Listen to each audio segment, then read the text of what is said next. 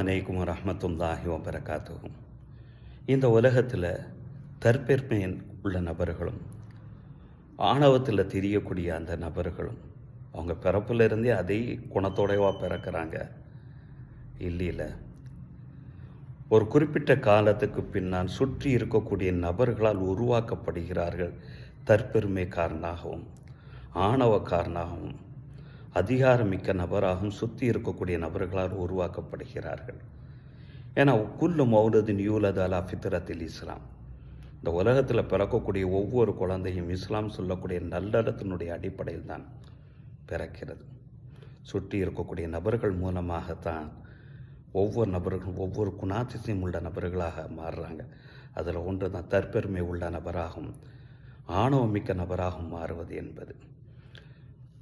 சூரத்துல் கஸஸ் 79-80 வசனங்களில் ஒரு வரலாற்று பின்னணி இறைவன் சொல்லுவான். காரூனுக்கு எண்ணற்ற செல்வங்களை இறைவன் கொடுத்துருக்கிறான். அந்த செல்வங்களின் மூலமாக ஃபஹரஜாலா கௌமிகி ஃபீசீனதி, அது தன்னை அலங்கரித்து கொண்டு அந்த செல்வத்தை வெளிக்காட்டும் முகமாக வெளியே வரக்கூடிய நேரத்தில் எப்பொழுதுமே செல்வந்தர்களை சுற்றி ஒரு கூட்டம் இருந்து கொண்டே இருக்கும். உங்களால் தான் முடியும், நீங்கள் நினச்சா தான் அது காரியம் சாத்தியமாகும், நீங்கள் பணத்தை செலவழித்தா தானாக அங்கே வந்து நிற்கும் என்று சொல்லக்கூடிய அந்த நபர்கள் எப்போவுமே செல்வந்தர்களை சுற்றி கொண்டே இருப்பார்கள்.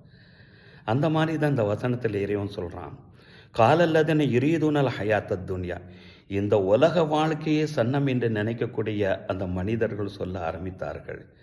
யா லைத்தலனா மிசலமா ஊத்திய காரும், கொடுத்தாலும் காரூனுக்கு கொடுக்கப்பட்டதை போன்று நமக்கும் கொடுக்கப்பட்டிருக்க வேண்டுமே, கை சேதமே என்று அந்த மக்கள் சொல்லிட்டு இன்னஹு லதோ ஹல்தின் அடீம், மிகப்பெரிய ஒரு செல்வம் இந்த காரூனு கொடுக்கப்பட்டிருக்கிறார் என்று அவன் முன்னாலே சொல்லக்கூடிய நேரத்தில் தற்பெருமையும் ஆணவமும் அவனுக்கு ஏற்படத்தானே செய்யும். அன்ற சூழ்நிலையில் கல்வியாளர்கள் எச்சரிக்கவும் செய்தார்கள். உங்களுக்கு என்ன ஆனது? இறைவனை நம்பிக்கை கொண்டு நல்லறங்கள் புரிந்தார், இதைவிட பன்மடங்கு செல்வங்களை ஈருலகத்திலும் இறைவன் தருவான் என்ற வாக்குறுதியை கொடுக்கக்கூடிய அந்த சூழ்நிலையிலும் இந்த உலக வாழ்க்கையை போதும் என்று ஜால்ரா அடிக்கக்கூடிய அந்த நபர்கள் காரூனை ஆணவம் மிக்க நபராக ஆக்கி அவனை அழிவிலும் ஆழ்த்தி விட்டார்கள்.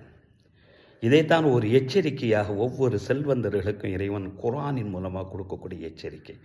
உங்களை சுற்றி இருக்கக்கூடிய அந்த நபர்கள் உங்களுடைய தகுதியை மீறி புகழ ஆரம்பித்து விட்டார்கள் என்று சொன்னால் அது உங்களை ஆணவத்தில் தள்ளிவிடும், தற்பெருமையில் தள்ளிவிடும்.